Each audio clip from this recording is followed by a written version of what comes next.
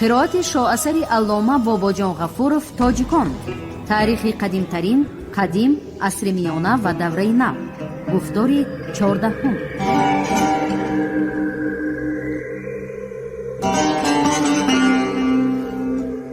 اثر تاجیکان شعله‌ای بود که به صحیفه‌های تاریک و فراموش گشته تاریخ ملت تاجیک روشنی انداخته پدیده‌های خودشناسی و افتخار ملی را تکمیل داد. پرزیدنت جمهوری تاجیکستان امام علی رحمان.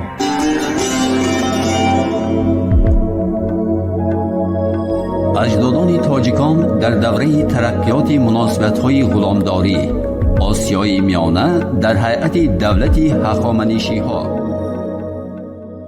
درباره ساخت سیاسی جمعیت سکایی ها ما معلومات کذایی نداریم. در سر قبیله های سکایی شاه می ایستاد. پلیین از جنگ سکایی ها و دارا سخن رانده 3 شاه سکایی را نام می برد. ممکن است آنها شاهان 3 قبیله مستقلی از هم جدایی باشند که فقط در وقت جنگ متحد شدند. ولی این نکته را دیگر خیل شرح دادن هم ممکن است. گیرداد نقل می کند که در سر اسکیف های ناحیه نزد بحر سیاه 3 پادشاه می ایستاد و یکی از آنها پادشاهی اساسی بود. موافق روایت اسکیف ها این طرز یکباره حکمرانی کردن 3 شاه در دوره های افسانوی قدیمترین پیدا شده بوده است. چطوری می بینیم؟ در اینجا هم قرابت روایتی اسکیف های اروپا و سکایی های آسیای میانه روشن ظاهر شده است. اعتقاد دینی و مذهبی اهالی آسیای میانه یکسان و یک رنگ نبود. در ولایت ها هزاری در بین اهالی مقیمی آیین زردشتی پهن گردیده کیش های گوناگون محلی را در بر گرفته بود. در خصوص مضمون واقعی تصورات دینی مردمان آن زمان هنوز یقیناً چیزی گفتن دشوار است. احتمال می رود بعضی طایفه های سکایی هم آیین زردشتی را قبول کرده. در بین قوم و طایفه های دیگر همان تصورات دینی که اساس آن از پرستش یزدانی مهر اهورامزد یا خود میتر فراهم آمده بود حکم فرمایی می نمود. صنعت سکایی ها و پیش از همه سبک تصویر حیوان که در آن زمان ها در سراسر دشت های پهناوری یوراسیا پهن شده بود با عقیده های دینی سکایی علاقه زیست دارد. ولی مسئله اهمیت این ابرزها حالا هم مسئله بحثناک می باشد. با عقیده بعضی محققان این ابرزها انعکاس عقیده های خرافی سکایی هاست. به قول دیگر محققان این ابرزهای حیوان سیما تصویر خداهای اسکیف و سکایی می باشد. به هر حال این مسئله حالا تاریک است و تدقیق مفصل را تقاضا دارد.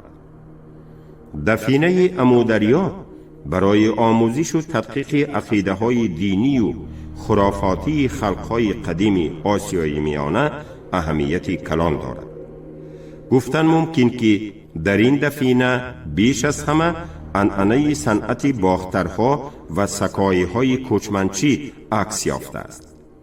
ولی چطوری که در بالا هم این را قید کردیم، مسئله توضیح اتنیکی و مدنی این دفینه هنوز مسئله بسا بحثناک می باشد.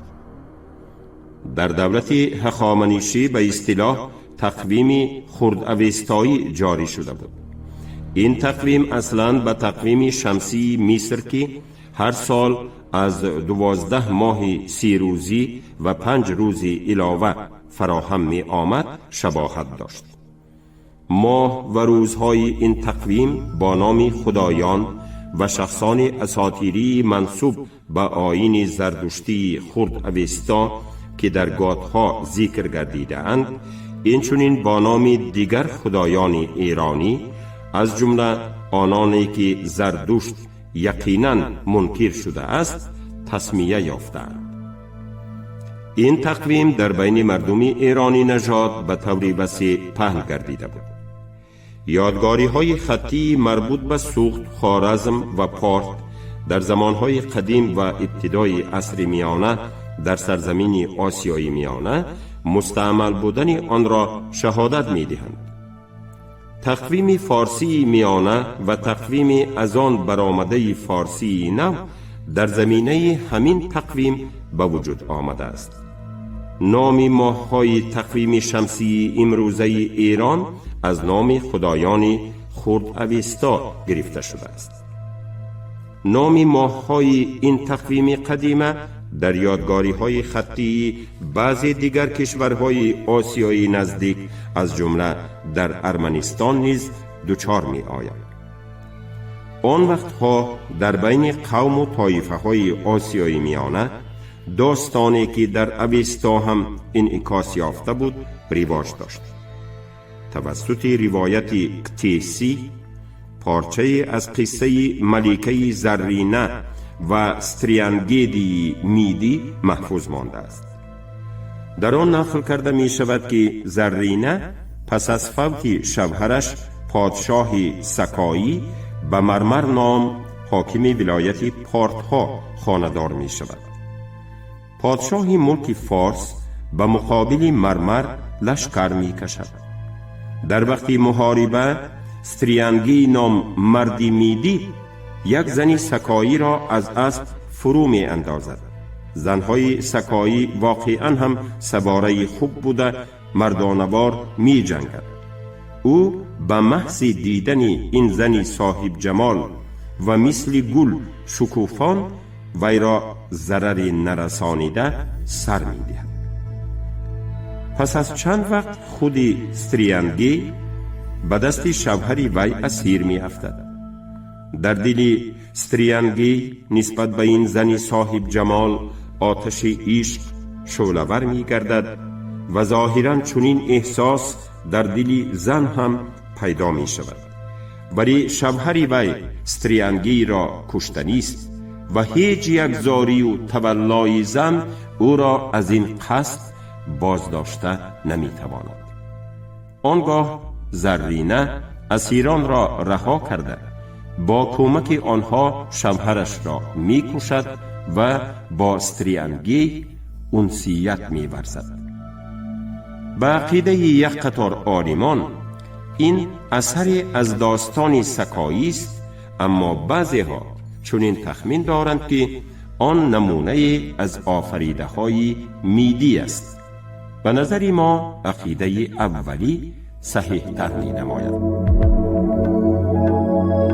اجدادان تاجیکان در دوره ترقیات مناسبت‌های غلامداری آسیای میانه در هیئت دولت هخامنشی‌ها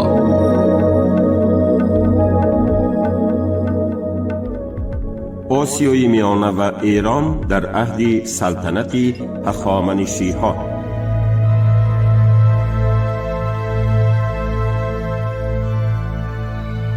دولت بزرگ هخامنشی که یکی از پراقتدارترین امپریاهای جهان عهد قدیم حساب می یافت، موجودیت خود را بیش از 200 سال نگاه داشته. در تاریخ شرق باستانی موقعی به نظر نمایان اشغال نمود. سازمان‌های اقتصادی و سیاسی و عنعنه‌های مدنی که در دوره هخامنشی‌ها به وجود آمده بودند قرنها محفوظ مانده. در دولت امپراتوری اسکندری مقدونی، دولت‌های پارت‌ها، ساسانیان و خلق‌های آسیای میانه نیز دوام کردند. در دوره هخامنشی‌ها تغییرات مهم اجتماعی، ترقیات مناسبت‌های زمینداری، افزودن اهمیت مهنت غلامان، فعالیت تجارتخانه‌های بابل و غیره به عمل آمده.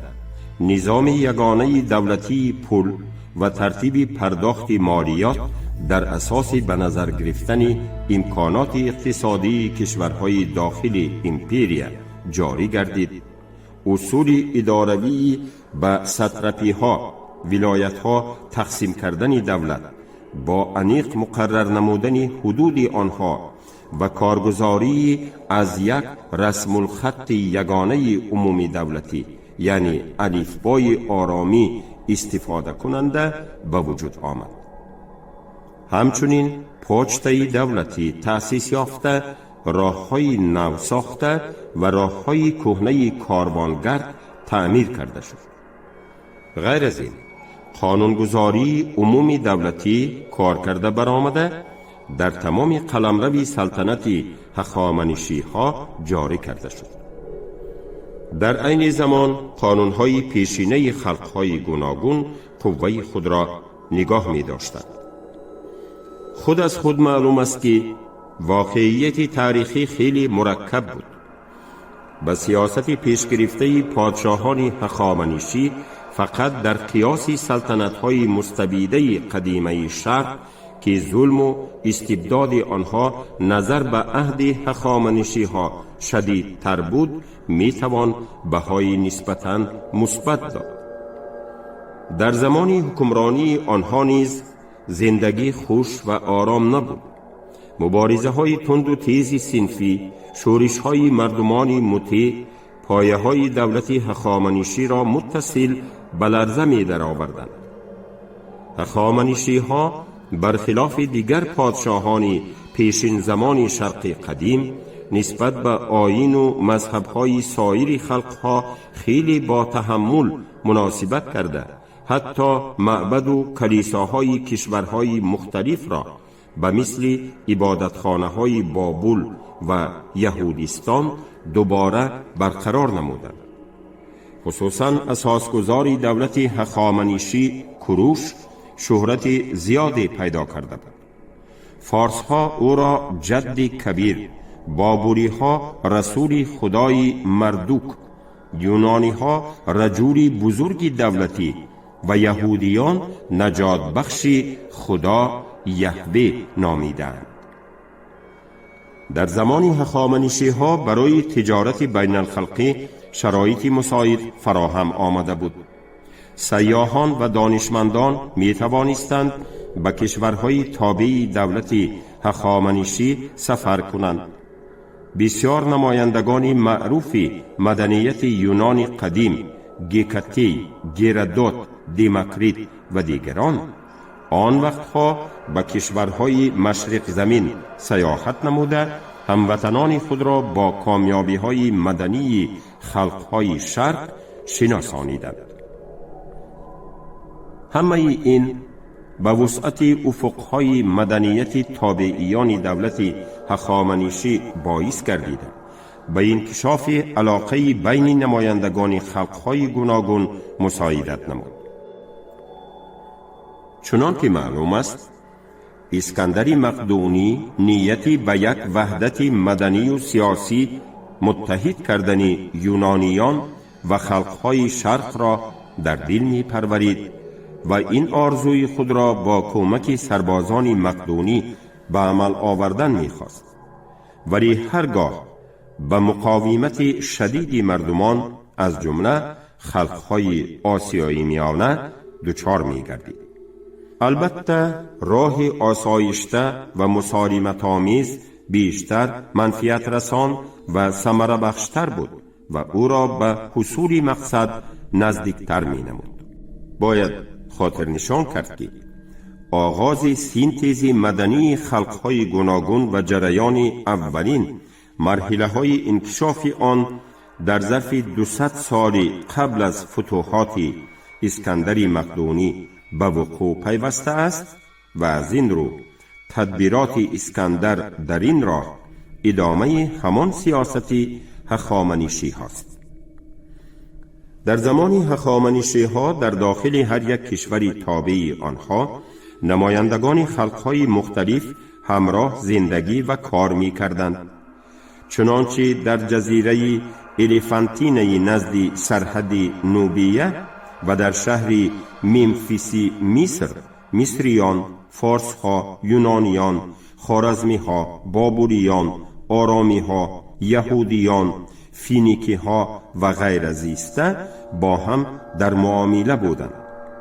اکثر وقت آنها عرف و عادتهای دینی یکدیگر را پذیرفته نه فقط به خدایان خود بلکه به خدایان دیگر هم سجده می آوردند. حتی نامهای خود را عوض نموده نامهای دیگران را قبول می کردند.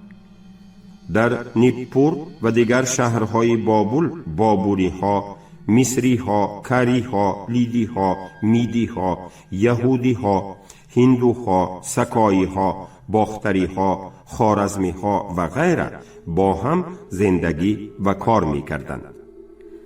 در شوش، استخر و شهرهای دیگر صدها و هزارها اهل مصر، بابل، یونان و غیره زندگی به سر می بردند. به این شهرها از هندوستان سر کرده تا مصر نمایندگان خلقهای گوناگون دائما رفت و آمی نمودند. مدنیت مادی و معنوی خلقهای مختلف به هم آمیزش یافته در زمینه آن تدریجاً مدنیت دولت هخامنشی که بیشتر از سینتزی دانش‌های علمی، هنر و صنعت و عقاید مذهبی بسیار کشورها عبارت گردیده بود به وجود آمد. بسیار خلقها از جمله خلقهای آسیای میانه هم به این مدنیت سهم خود را گذاشتند. در دولت هخامنشی ها مخصوصاً باختری ها، خوارزمی ها، سغدی ها، پارت ها، مروانی ها، سکایی ها و دیگر خلقهای آسیای میانه رول بزرگی بازیدند. بسیار جنگاوران ماهر و کارآزموده در قشون هخامنشی ها از آسیای میانه بودند. مثلا در وقت جنگ یونان و فارس در محاربه مرافان در قطار اسکران پیادهگرد فارس ها سربازان سواره سکایی هم شرکت نموده جنگاوران دسته مرکزی افینی ها را به عقب نشینی مجبور کردند. سکایی ها همچنین در محاربه های نزد پلاتی و فرماپیل مردانگی و جسارت فوق العاده نشان دادند. سرلشکر فارس مردانی به صف قشون یکچین خود که به مقصد فتح کردن یونان گرد آورده بود در قطار فارس ها و میدی ها، باختری ها و سکایی ها را نیز داخل نمود.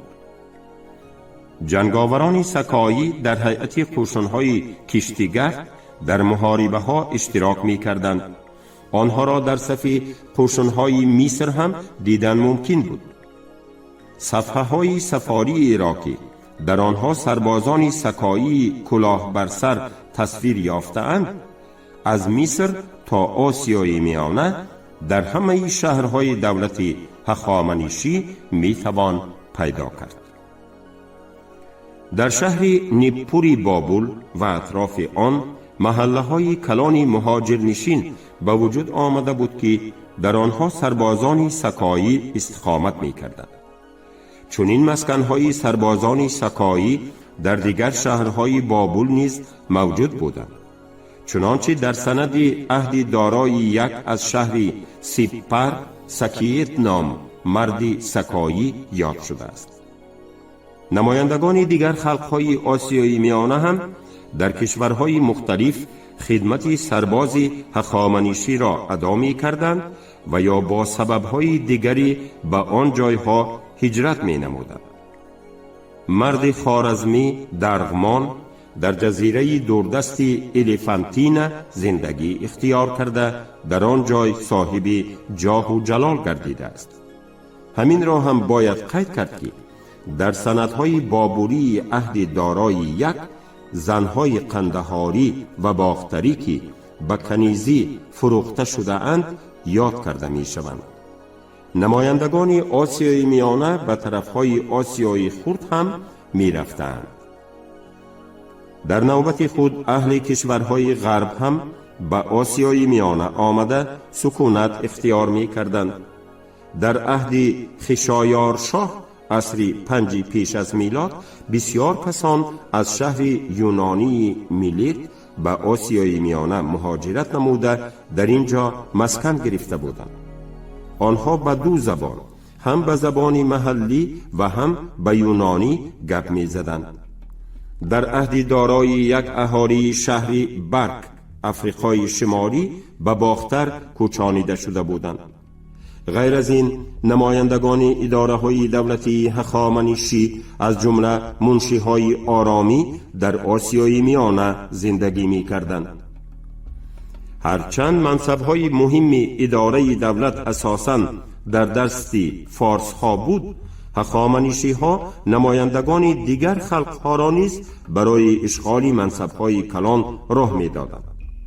کسانی از آسیای میانه برآمده هم اکثرا مقام های بلند را در اداره دولت صاحب می شدند. چنانچه در عصر 4 پیش از میلاد امینسپی پارتی حکمران مصر گردیده بود. داستان خلقی ایرانی که از فقره های باقی مانده تاریخ فارس نام اثر طبیب دربار اردشیر دوکتیسی به ما معلوم است، اصلا در ولایت های آسیای میانه بیشتر در محل های باختری ها و سکایی ها آفریده شده است. بعدتر وی به طرف های غرب انتشار یافته، پس از تغییرات و علاوه ها اساس حماسه ملی ایرانی را فراهم آورد. بسیار سیوژت های این داستان به شاهنامه فردوسی داخل گردیدند. آیین زردشتی که در آسیای میانه به ظهور آمده بود، در زمان هخامنشی ها به ایران و باز دورتر به طرف های غرب پهن شده. بعدها تا زمان تحت اصطلاح عرب ها واقع گردیدن ایران و آسیای میانه مذهب دولتی ایرانی ها قرار گرفت. هنوز در عصر 5 پیش از میلاد در شهر ممفیس مصر معبد خدای ایرانی میتره وجود داشت. در دوره امپریای ریم پرستش میتره در بسیار مملکت ها رسم گردیده تا جزیره های بریتانیا رسیده بود. موافق معلومات مورخ بابوری عصر 3 پیش از میلاد بیروس، اردشیر دو مجسمه آریه اناهیتا را برای احترام در بابل، شوش، اکباتان، استخر، باختر، دمشق و سرده گذاشت. چنانکه از نوشتجات خط میخی بابوری و پاپیروس های آرامی معلوم می گردد، در زمان هخامنشی ها مغول ایرانی به بابل و مصر رفته در این کشورها ظاهراً مراسم های دینی را به جا می آوردند. دانشمندان یونان قدیم از آیین زردشتی به طور کلی بلد بودند که راجع به آن رساله های مخصوص هم تألیف نمودند.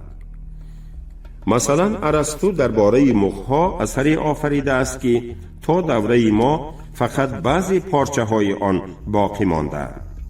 همچنین نوشته های پلوتارخ، دیاگینی، لایرتی و دیگران دایر به دین زردشتی معلوم است. مورخ لیدی عصر 5 پیش از میلاد کسنف، مورخ بابوری بیروس، فیلسوف بیبلی فیلان و بسیار دانشمندان دیگر نیز به زبان یونانی قدیم درباره زردشتیه اثر ایجاد کردند. آیین نامه های اساسی زردشتی به سیستم فلسفه یونانیان قدیم تأثیر معینی رسانیدند. استادان و هنرمندانی که در قلمروی هخامنشی ها کار می کردند، عنعنه های مدنی گذشتگان خود و خلق های همسایه را ایجادکارانه دوام و تکمیل می دادند.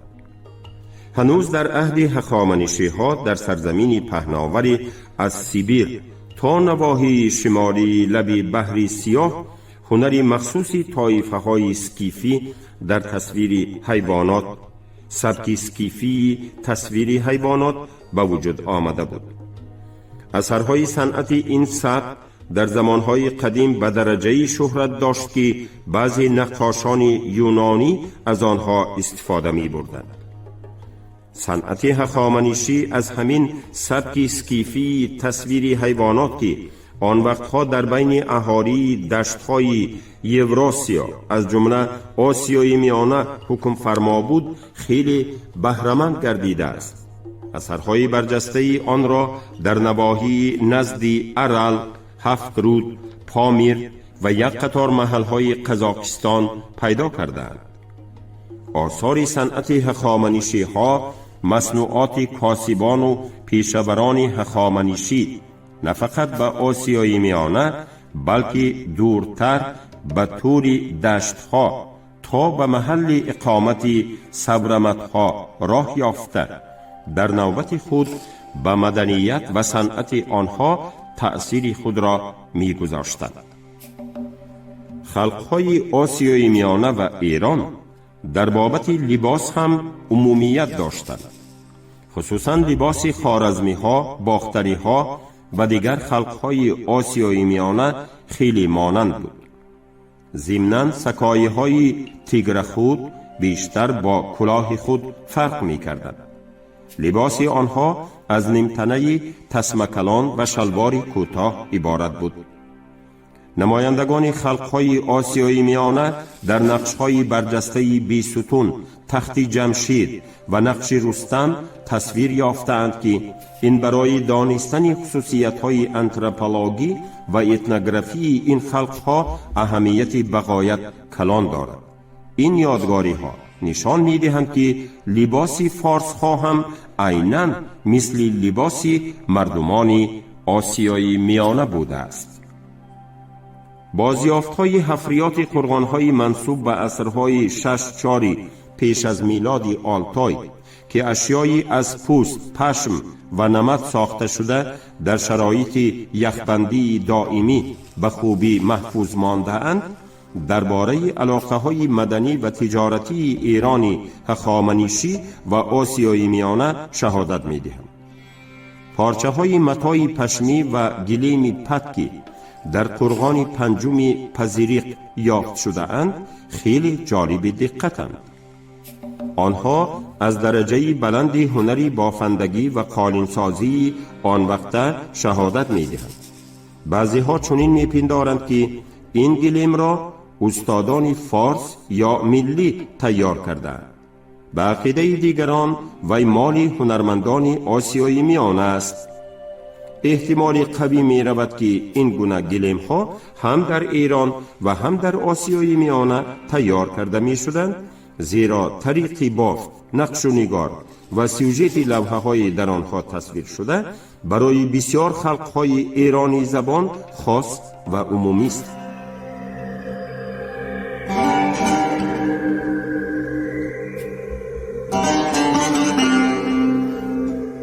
اثری تاجیکان چوله‌ای بود که به صحیفه‌های تاریک و فراموش گشته تاریخ ملت تاجیک روشنی انداخته پدیده‌های خودشناسی و افتخار ملی را تکمیل داد. پرزیدنت جمهوری تاجیکستان امام علی رحمان.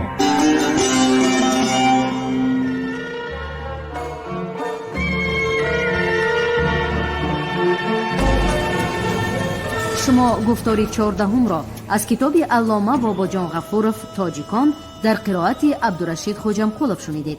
کارگردان شیرعلی نغزلی.